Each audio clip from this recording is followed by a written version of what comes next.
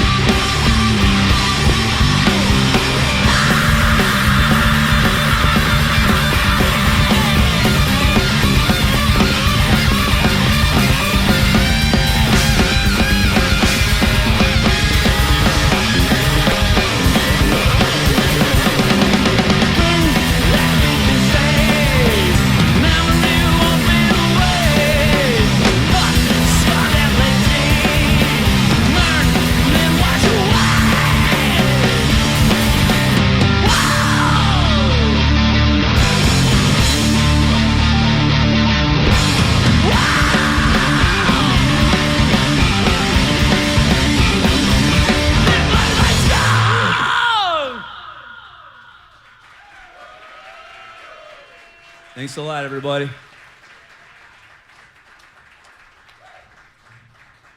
Magnetic Minds on WMSE is local live. We're happy to have them.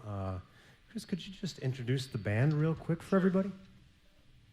Sure, on guitar we have Jim Wilniak. On drums, that's right. The newest addition, although he's been playing with us for 3 years now.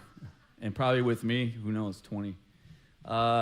On drums, Mr. Tim Wick. And yours truly, Chris Ortiz on bass and vocals.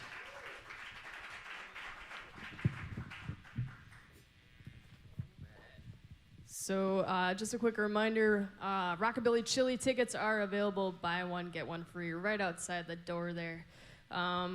Chris, you started out as a duo, just bass and drums. Were you initially intent on being just bass and drums because you liked that sound, or was that just convenience, how you started?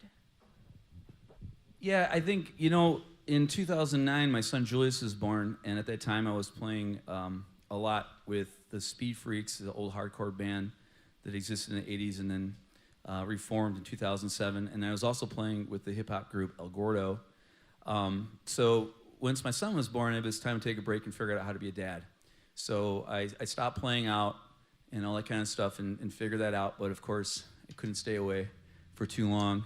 And during the time that I was with my son, I was with him all day.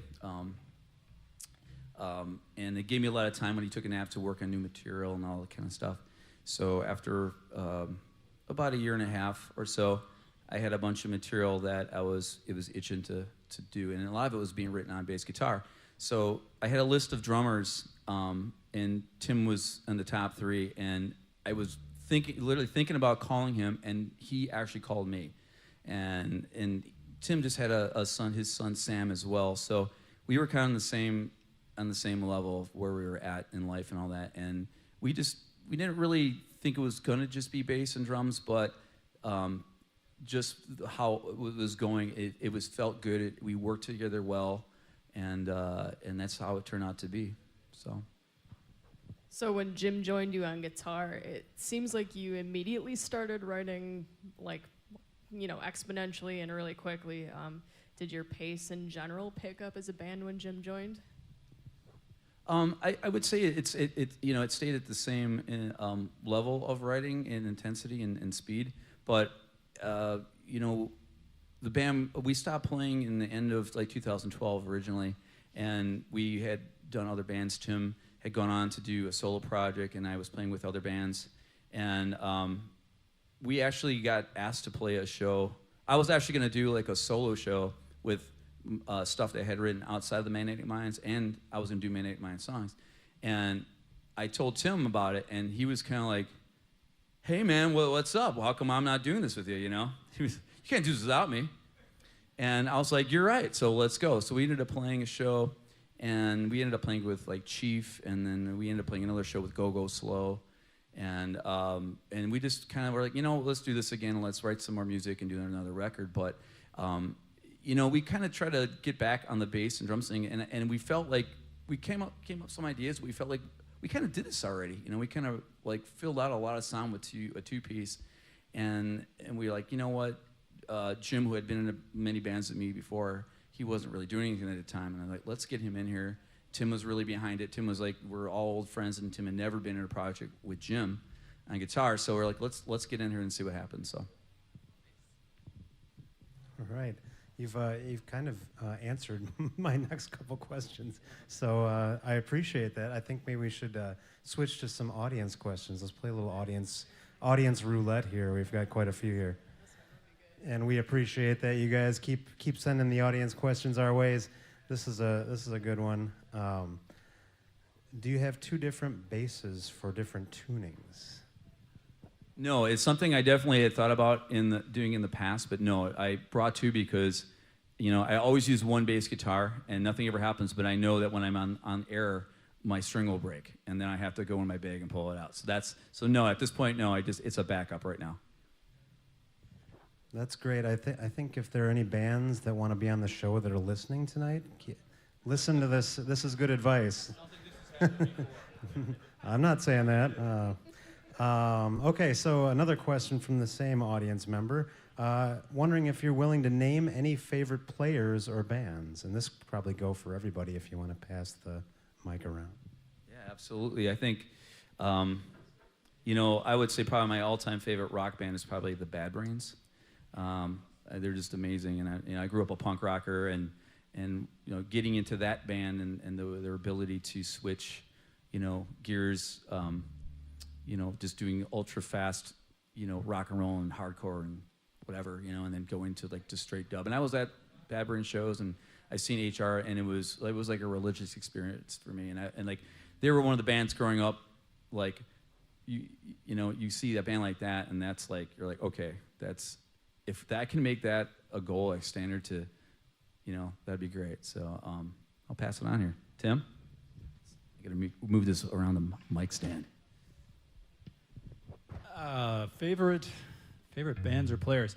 Well, early influences would have been Igor Cavalera, Sepultura, if you guys are. Thank you. Dave Grohl, anything he did always got me going, and really locally, the band Feck, when they were around, I was really drawn to that music and that style, and both drummers for that matter, and both of them really kind of formed my style. As soon as I started hanging out with Chris, as far as favorite player goes, I started to really change my style. You're welcome. He was a big influence on me as far as how I play and trying to relax a little bit. Jim? Not too much. Nothing too obscure. I would say early days, Hendrix, Van Halen. 90s, you know, Primus, Rage, newer stuff, Tatran. I think that's all that comes to mind right now. Hopefully that was sufficient. Well, I think it's time we have the band play some more music. What do you guys think? All right, let's do it. Magnetic Minds live on WMSE.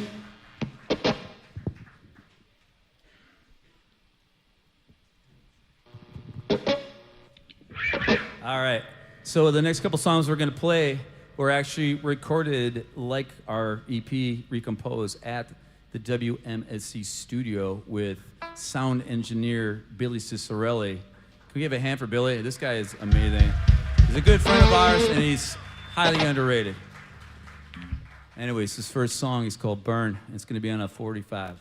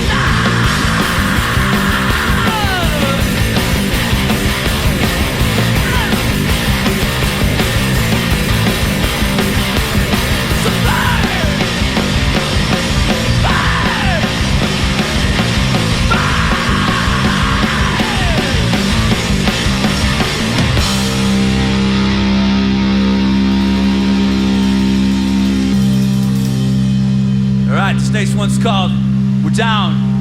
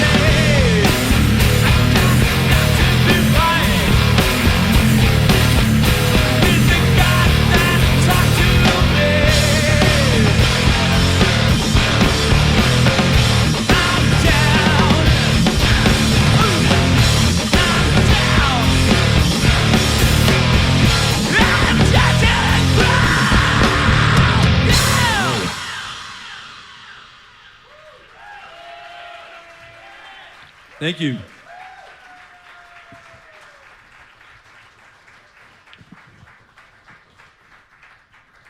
WMSE's Local Live. We are live at Club Garibaldi, and we've got Magnetic Minds here. And I'm going to jump to another audience question, and this is actually for Tim. Question is, did the drummer do all his own stunt work on the movie Tim Wick 3? Yes. Thank you very much. All right, that was a great question, whoever came up with that. Okay, we want to loop back to something you mentioned before. We went into the previous set.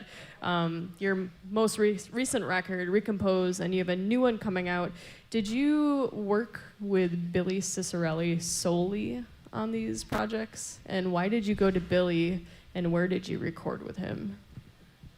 So so the last two recordings we did, Recompose and this upcoming 45, were both done exclusively with Billy. The first record we did was with Shane Hawkstetler at House Street Studios, amazing, and did a great job.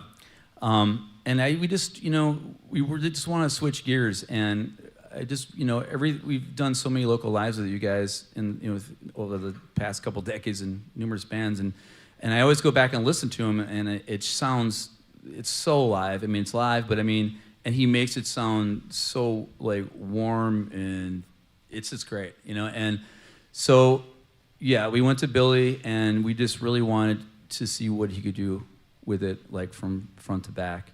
We recorded it at the MSC Studios, which is anybody who's in bands that have played there. It's a lot of fun, and then the setup was the same as it would be for doing this. Except, we went in there on a Sunday when there was no staff, and we to take our time to really dial it in. And Billy's just he's a friend of ours, and he's really great to work with because he just has a lot of fun doing it. It's not like his job, and he can really he takes his time with it, and and he likes to play around with it and like that, and we just kind of let him do what he did, and we were super excited about the results. So, figured we'd give it another shot and keep it rolling. So, yeah. Did you mention when we can expect that 7-inch to be coming out at all? Should be out in the next decade or so. We're hoping this summer. I got to get back in there with Billy, and we need to lock in the vocals and mix it down. And it's only 2 songs, so it shouldn't take as long. So hopefully early this summer is what we're expecting. So, yeah. Okay, some more audience questions. This one. I was actually asking you a question about performing and about, can you explain some of your concepts of visuals and he means gates in performing, but I think he means timing of vocals and inspiration. So what I'm guessing is what inspires you to put the whole package together, Well, I've been doing this for a while now, and ever since I was a kid, being a young punk rocker guy, I always, was always in the band. So, and I feel like, after doing it a while, I think where most people would be like, okay, I did that, and that was a lot of fun. Now it's time to move on with my life. I feel like the 3 of us on stage here, I think we're at a point now in our lives where, we're all dads, and we have our careers that we've all been doing for a while and whatever. And I feel like, we're gonna be lifers now at this point, and we do this. This is like doing this kind of stuff is makes us feel free. So this is our passion, and it's a ton of fun. And we all have a lot. As you see, we have a lot of energy we need to get out. So yeah, we're gonna keep this going as long as we can, in whatever form. So yeah. That's excellent news. This is another really good audience question. Is it still important to record in spite of the dying industry? Absolutely. There's a lot of musicians out there, right? And just music lovers. Record. It was a mantra we used to say, always hit record. Always hit record. But no, it's I think whatever's in the moment is great to be captured, whether you want to revisit that or not. But yeah, it's very important. And I think anybody who, there's a lot of big music, heads like you guys, and we all like look for stuff. Oh, I heard there's this one. They had like the Bad Brains. There was a recording that never really, I got to get it, right? So and being in bands, I revisit a lot of things that I've recorded in the past, whether they were released or not. Yeah, absolutely. Keep going, keep doing it. And and I almost feel like lately, I mean, even shows that have been here at Club Garibaldi. I've been talking to my good friend Dan Duchesne, who books this place now. The shows are selling out. And I'm really hoping that it's kind of taking an upswing. Not that the scene here was ever bad or anything like that, but I feel like it's good to hear that bands that weren't expecting to sell at a show, and they sell it out by 10:30. And that's a good sign. I mean, people are coming back to music again, getting away from all the media and coming in and seeing something in person. Like you guys here, this is a packed house. Thank you for coming tonight. From the bottom of my heart, thank you so much for the support. We appreciate it. We absolutely do appreciate you all being here, and I think it's about time for a few more songs, isn't it? Let's have a few more songs. Magnetic Minds here on WMSE's Local Live, everybody.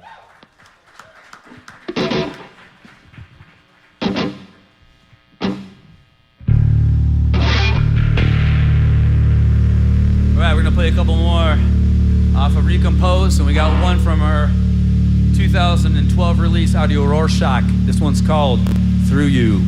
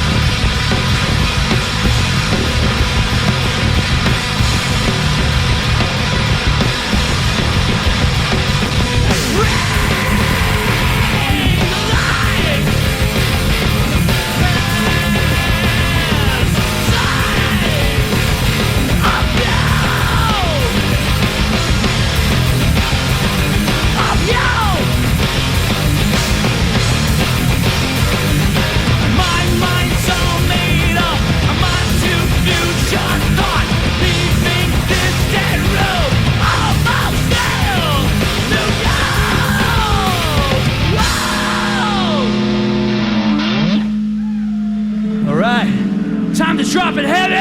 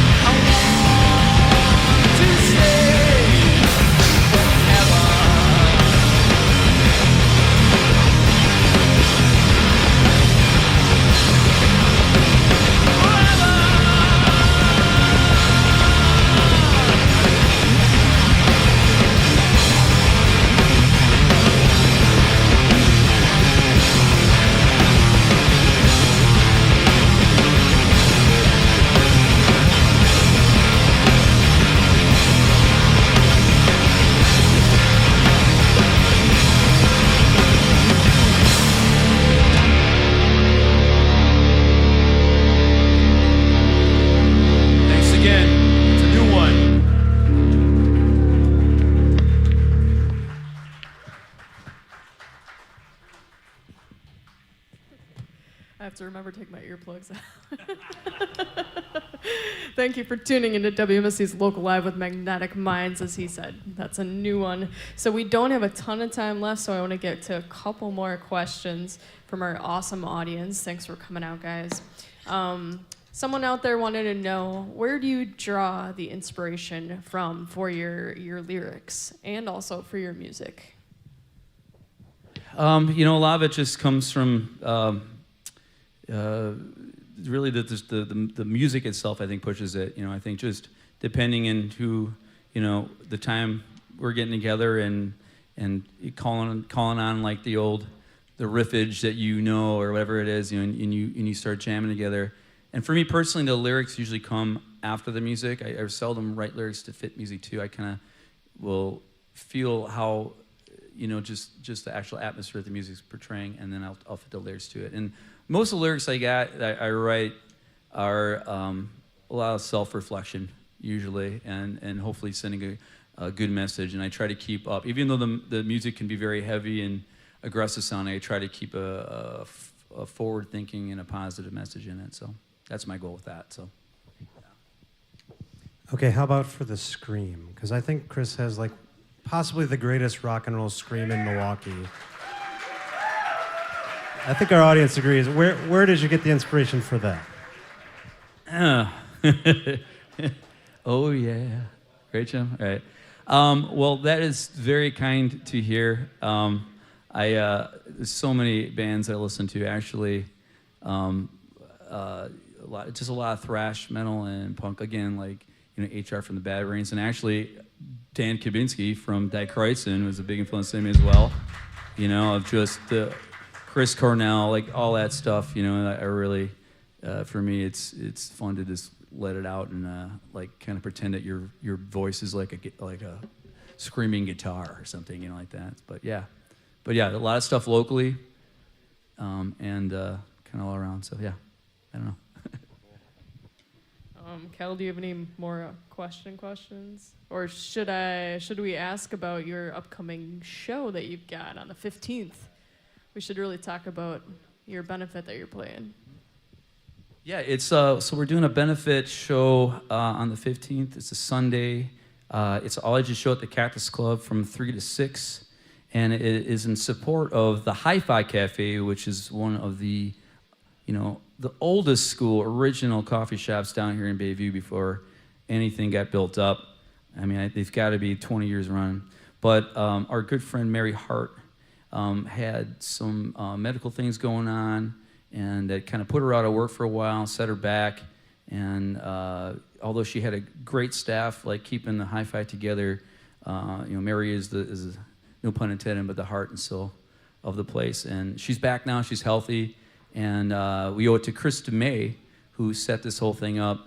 And there's a bunch of bands playing. I've seen that Bleed's playing, and Testarossa, and Juniper Tar's back in action doing it. But it's we want to raise some money, and I think it's just really to put some good vibes together and show that we love those guys, and that we here down in this community, if not of all Milwaukee, we all stick together no matter what. So, all right. So come on down for that, you guys, if you can. Give it up for Chris DeMay. All right, we're going to give you our final reminder to buy the buy one, get one chili tickets. Rockabilly Chili goes down at the Kern Center on Sunday, March 8th. I want to say thank you so much, guys, for coming out. Thanks so much to Magnetic Minds. You guys are amazing. You've got another song for us, but before we go, Cal's got some things to say. Might as well wrap things up on our end before we close it out with some music. Tonight's edition of Local Live on WMSE, supported by a donation from Club Garibaldi, located at 2501 South Superior Street in Bayview. Club Garibaldi offers a full bar, burgers, wings, and more, in addition to lots of live events. More info at clubgaribaldi.com. And produced tonight by myself and Erin, engineered and broadcast from Club Garibaldi by Billy Cicerelli and our Club Garibaldi staff. All video by Moleskin Productions. And we want to just thank everybody here for coming out. Great crowd tonight. Thanks for all the great questions. Give yourselves a quick hand. We really appreciate it. And we want to let you know you can find upcoming guests and archives of past local live performances at WMSE.org. And next Tuesday, we'll be back at 6 p.m. back in the studio. Another edition of Local Live with Operations. You don't want to miss that. And with that, we'll turn it over to Magnetic Minds for one more tune. Thanks a lot, guys. Give it up for Cal and Erin. These guys have been doing this every week forever. All right, we got one more for you. This is an instrumental called Flight.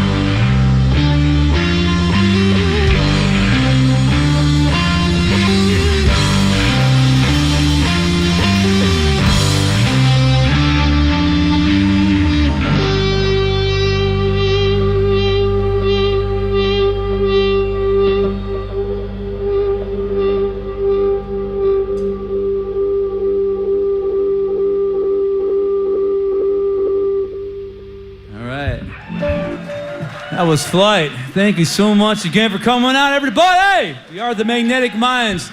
Thank you to Erin and Cal, the local live crew, Billy Cicerelli, and WMSE. And thank you for tuning in to tonight's edition of Local Live on WMSE. Local Live is a production of WMSE Radio, recorded and broadcast live from the Bob and Genie Friedman Live Performance Studio on the downtown campus of the Milwaukee School of Engineering. Local Live is produced by Erin Wolf and Cal Roach and engineered by Billy Cicerelli. All video by Moleskin Productions. Hospitality for Local Live artists is provided by Cedar Teeth Pizza, who can be found online at cedarteeth.com, Anodyne Coffee Roasting Company at anodynecoffee.com, and by Sprecher Brewing Company at spreckerbrewery.com. For local live videos, follow us at WMSE Milwaukee on YouTube. For upcoming guests and archives of past local live performances, visit WMSE.org. And tune in again next Tuesday at 6 p.m. for another edition of Local Live.